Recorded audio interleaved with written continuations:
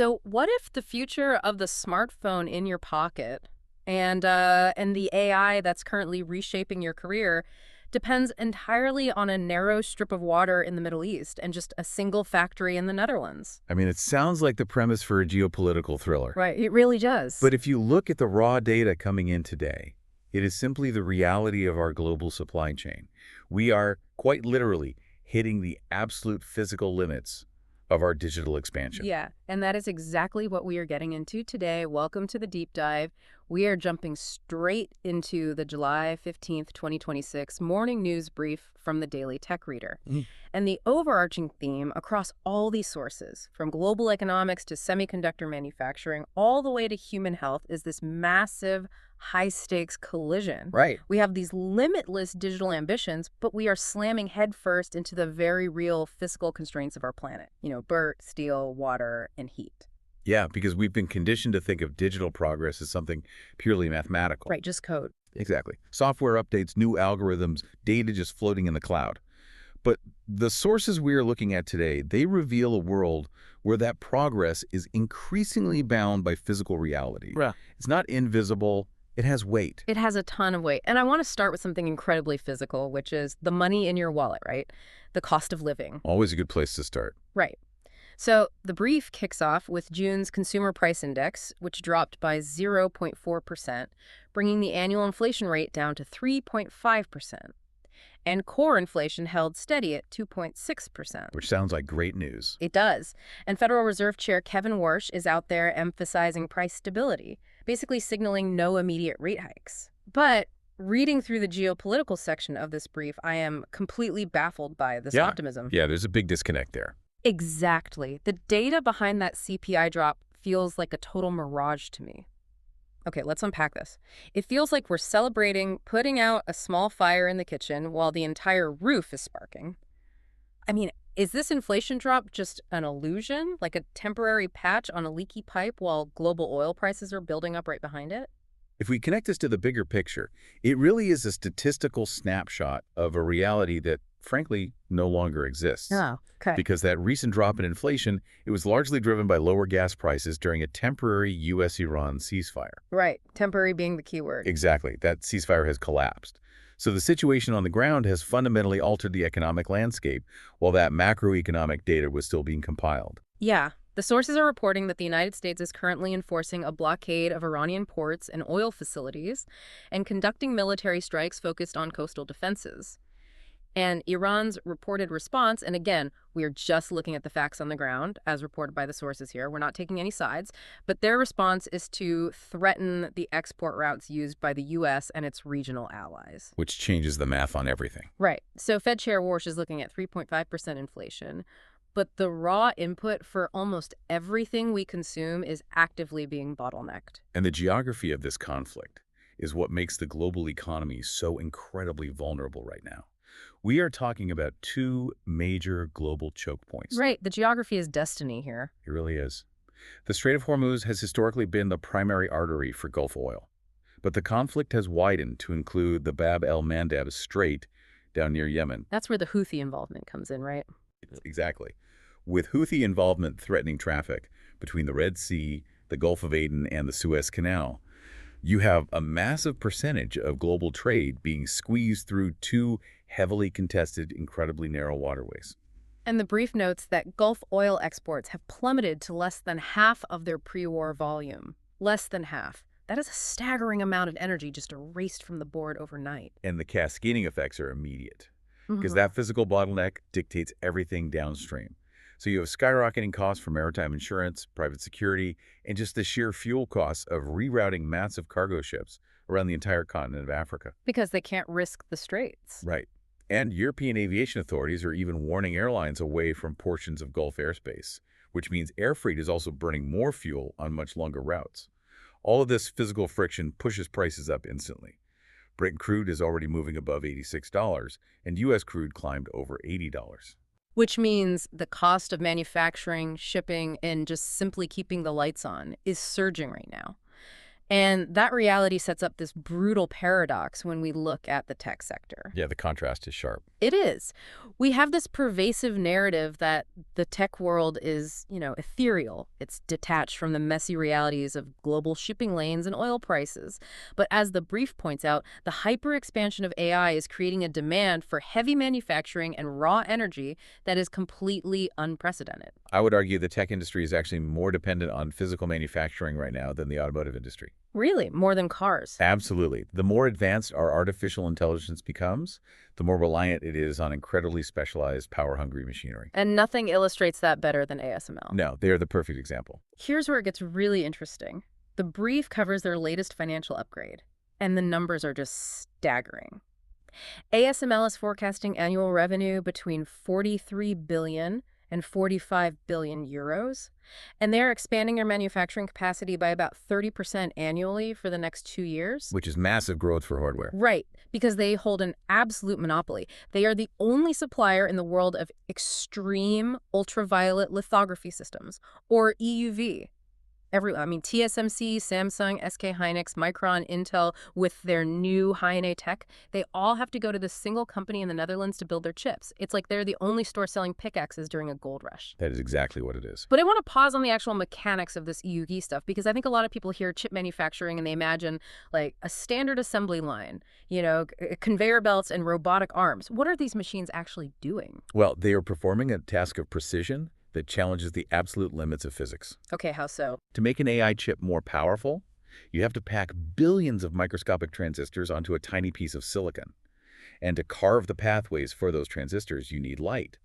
But normal light waves are far too wide. Like using a fat marker instead of a fine-tip pen. Exactly. It would be like trying to paint a microscopic masterpiece with a giant, clumsy brush. So ASML's EUV machines generate extreme ultraviolet light, which has a wavelength of just 13.5 nanometers. Which is unimaginably small. It is. But generating that light isn't just turning on a bulb. Yeah, I read it's actually quite violent, right? Very.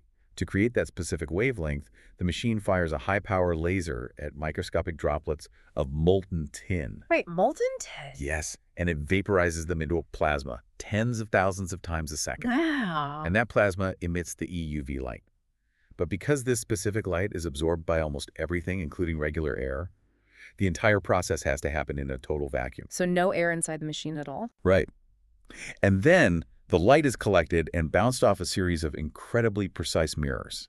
And these mirrors are so smooth that if they were scaled up to the size of the Earth, the tallest mountain would be a fraction of a millimeter high. That's insane. Yeah. And those mirrors direct the light to carve the circuitry into the silicon. So it is essentially like trying to engrave the entire Library of Congress onto a grain of rice using a laser beam bounced off a dozen mirrors in pitch darkness while vaporizing tin. And there is literally only one company on the planet that knows how to do this. That is a highly accurate way to visualize it. And because ASML was the only entity capable of building this machinery, physical chip production is entirely bottlenecked by them. Right. And without those physical chips, the software cannot run. The AI cannot learn. But the physical bottlenecks don't just stop at printing the chips, do they? The brief mentions Tower Semiconductor announcing a $3 billion manufacturing expansion in Japan, backed by $1 billion in public funding, and their focus is on something called silicon photonics. My understanding is that traditionally, the different components inside a computer communicate by sending electrical signals over copper wires. Are we literally replacing traditional copper wires with tiny lasers? Because plain old electricity isn't fast enough for AI anymore. Yes, because it's hitting a very hard physical limit in terms of both speed and thermodynamics. Okay, break that down for me. As AI models scale up, these chips need to exchange data at incomprehensible speeds. But when you try to push massive amounts of data through traditional copper wiring at high frequencies, you encounter electrical resistance. Right, it pushes back. Exactly. That resistance creates signal degradation, meaning the data literally starts to fall apart the further it travels, and worse, it generates an immense amount of heat. So copper wiring is essentially like an overcrowded, overheated highway where the cars are moving so fast they just keep crashing into the guardrails and bursting into flames. Precisely. You end up spending more energy pushing the signal and cooling the system down than you actually spend on computing. Silicon photonics solves this by replacing the electrical signals with light.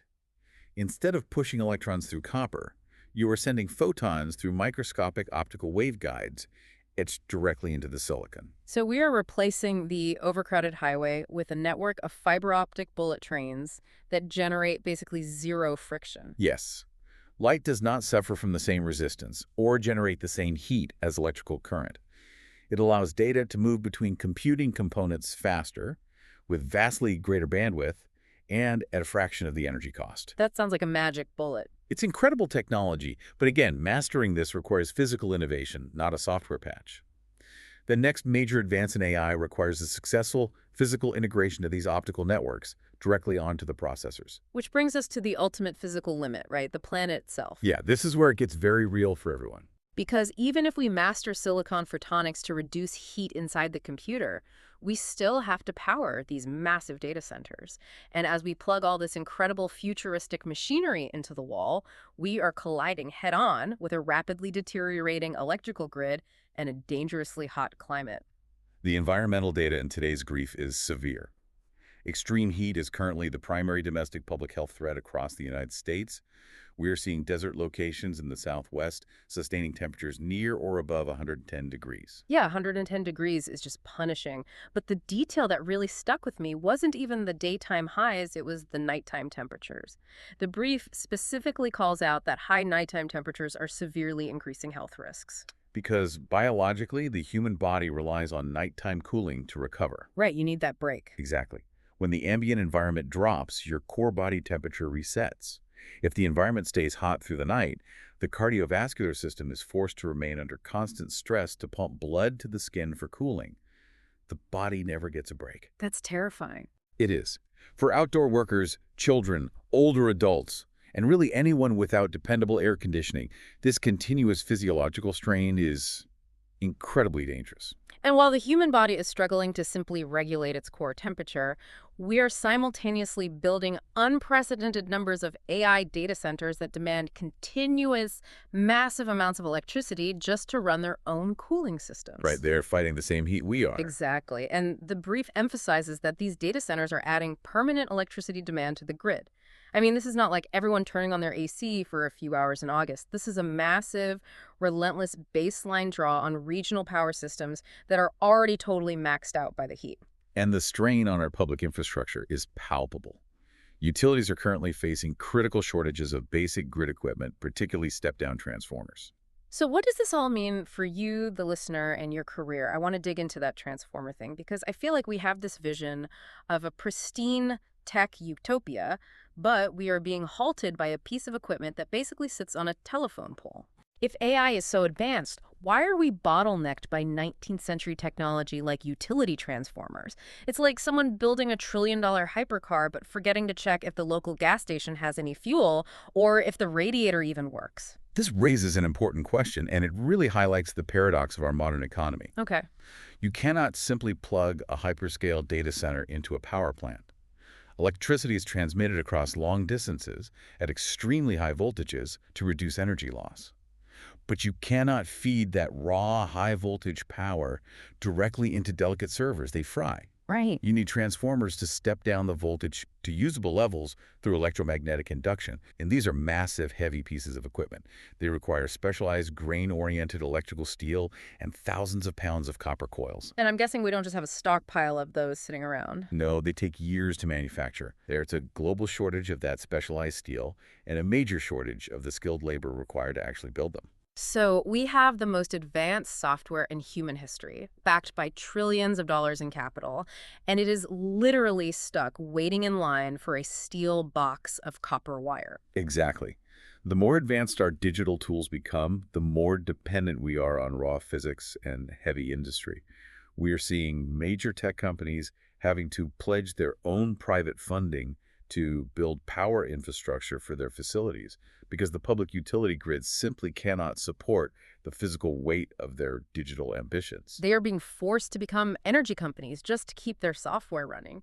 That is wild. And this completely flips the narrative on what a quote-unquote valuable career looks like in the AI era. It really does. Because, according to the careers section of the brief, the assumption that AI would just wipe out entire occupations isn't really playing out. It is changing individual tasks, sure, Ah. but the most valuable jobs right now are not writing software. No, human verification remains absolutely essential. Right. The highest demand is for people who can connect these digital systems to physical reality. The labor market is demanding practical application over theoretical capability right now. The strongest professional position today belongs to those who understand measurable outcomes and can bridge the gap between the software and the physical world. We need electricians, HVAC specialists, and grid engineers just as much as we need machine learning developers. Probably more in the short term. If you know how to pour the concrete, wire the cooling systems, and physically prevent a data center from melting down in 110-degree heat, you hold the leverage in today's economy. The market wants people who can master the physical world. Which is a fascinating pivot point culturally.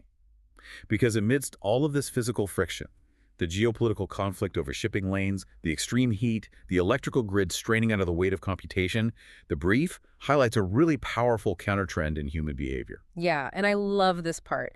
We have spent the entire deep dive talking about how much effort it takes to power our digital realities, but the final section of the brief focuses on the 2026 World Cup. Spain just defeated France 2-0 in the semifinals in Arlington.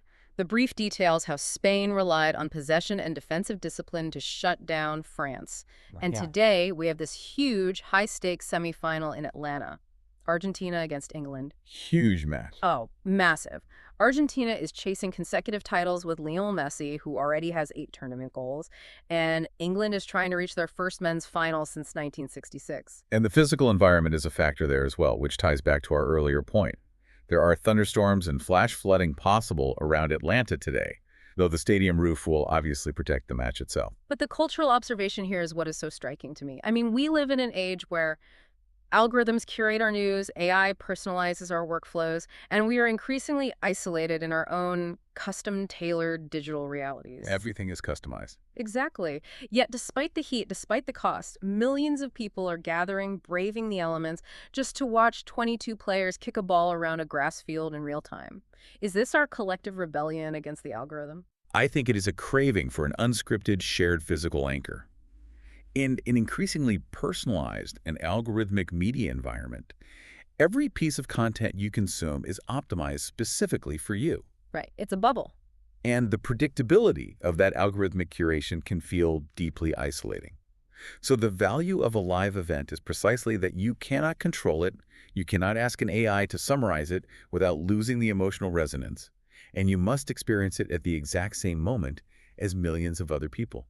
Unscripted, shared physical events are gaining, not losing, their cultural gravity. Because you cannot fast forward the tension of a penalty shootout. You just can't. Exactly. Podcasts and traditional media are adapting. Sure, they are using AI to translate and distribute content globally in seconds, but the core event, the human drama, the physical exhaustion of the athletes, the shared anxiety of the crowd that is entirely grounded in the physical world. When the digital landscape becomes overwhelmingly fragmented, human beings instinctively seek out a shared physical reality to reestablish a sense of collective culture. I love that. The unpredictability of the physical world provides a necessary counterbalance to the programmed certainty of the digital one. It really brings everything we have discussed today full circle. I mean, the July 15th sources paint an incredibly vivid picture of a deeply interconnected, profoundly physical world. Just think about the chain of dependencies we covered. It's massive. It is. Every time you sit down and use an AI coding assistant,